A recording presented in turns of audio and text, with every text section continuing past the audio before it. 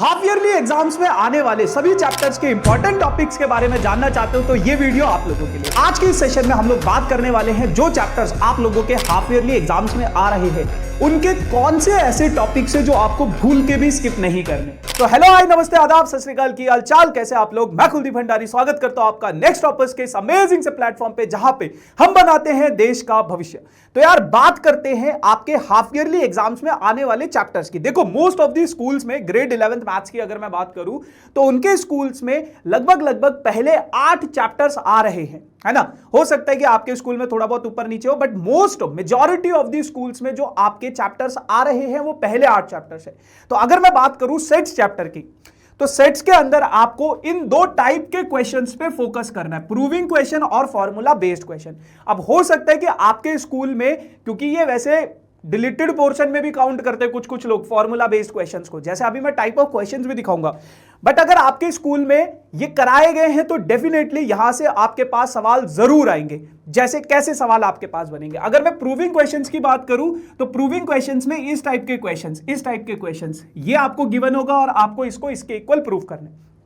अगर मैं formula based questions की बात करूं तो इस तरीके की जो वर्ड प्रॉब्लम्स होती हैं आपके पास, वर्ड प्रॉब्लम्स होती है, इस टाइप के क्वेश्चंस आपके एग्जाम में आएंगे।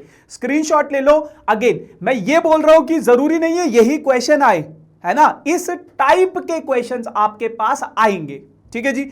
बात करते हैं रिलेशन एंड फंक्शन की। रिलेशन एंड फंक्शन में जो टॉपिक आपको बिल्कुल भी स्किप नहीं करना है, देखो वैसे तो पूरी किताब पढ़नी है, सारा कुछ पढ़ना है, लेकिन अगर समय की कमी है या फिर कल ही एग्जाम है या फिर मतलब एक दिन बाद एग्जाम है तो ये इंपॉर्टेंट टॉपिक्स तो बिल्कुल भी स्किप नहीं करने।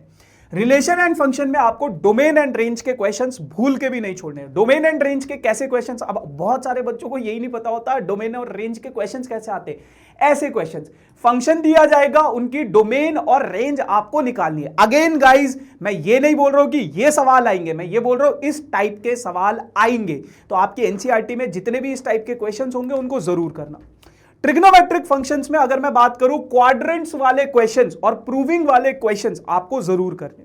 अब क्वाड्रेंट्स वाले क्वेश्चंस की अगर मैं बात करूं, क्वाड्रेंट्स वाले कैसे क्वेश्चन सर, जैसे कि आपको tan π/8 की वैल्यू निकालनी है तो पहले आपको यह चेक करना पड़ता है कि कौन से क्वाड्रेंट में है। जैसे अगर मान लो tan x आपको दिया गया है तो sin x/2, cos x/2, tan x/2, ऐसे क्वेश्चंस, या फिर इनमें वैल्यूज सब्स्टिट्यूट करके देखो, ऐसे क्वेश्चंस। और जो प्रूविंग वाले क्वेश्चंस हैं आपके, वो क्वेश्चंस आपको भूल के भी स्किप नहीं करने हैं।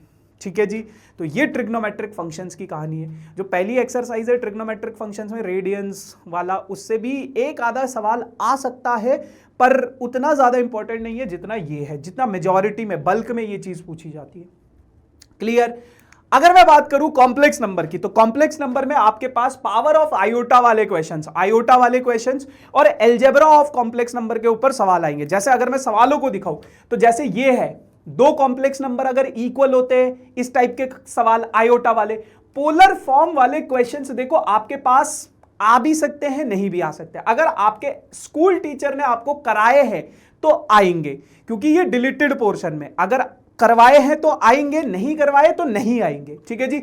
ऐसे वाले क्वेश्चंस जहां पे अलजेब्रा ऑफ कॉम्प्लेक्स नंबर लगता है, जहां पे कॉम्प्लेक्स नंबर की प्रॉपर्टीज लगती है, इसकी मिसलीनियस एक्सरसाइज बहुत इंपॉर्टेंट है, तो वो भूल के भी स्किप मत करना। इवन किसी भी चैप्टर की मिसलीनियस एक्सरसाइज तो मत छोड़ना, बाकी कुछ भी छोड़ो बट मिसलीनियस एक्सरसाइज के सभी क्वेश्चन जरूर करना। ठीक है जी।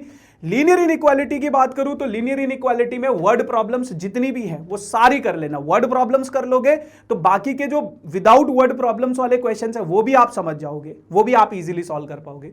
तो लीनियर इनइक्वालिटी में आपको वर्ड प्रॉब्लम्स पे फोकस करना है। क्लियर। अगले चैप्टर की बात करूं अगर मैं, परम्यूटेशन एंड कॉम्बिनेशन, इसमें आपको अगर पूरा चैप्टर नहीं कर सकते तो मिसलीनियस एक्सरसाइज कर लेना भैया, इंक्लूडिंग एग्जाम्पल्स।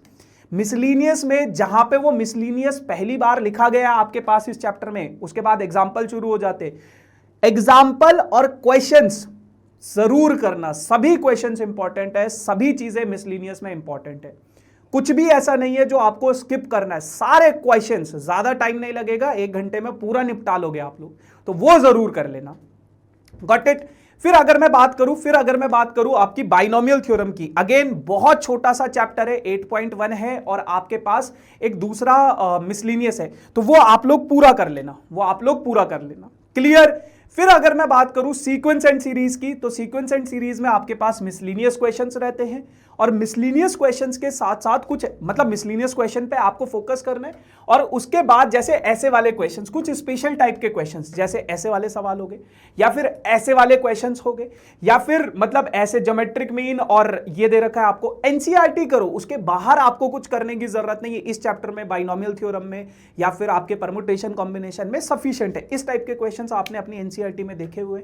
मैं अगेन गाइज ये नहीं बोल रहा हूं कि यही सवाल आएंगे, है ना, ये बस एक आप लोगों को वो दिया गया है, एक ओवरव्यू दे रहा हूं मैं कि इस टाइप के क्वेश्चंस आएंगे, जरूरी नहीं है यही सवाल आए, बट इस टाइप के क्वेश्चंस आएंगे।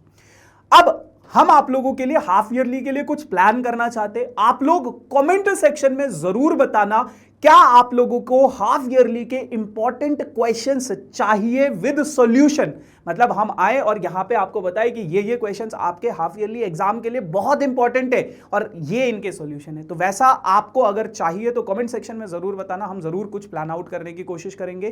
तो कमेंट सेक्शन में जितने ज्यादा कमेंट्स होंगे हमें लगेगा कि हाँ बच्चों की नीड है, तो डेफिनेटली विल डू दिस।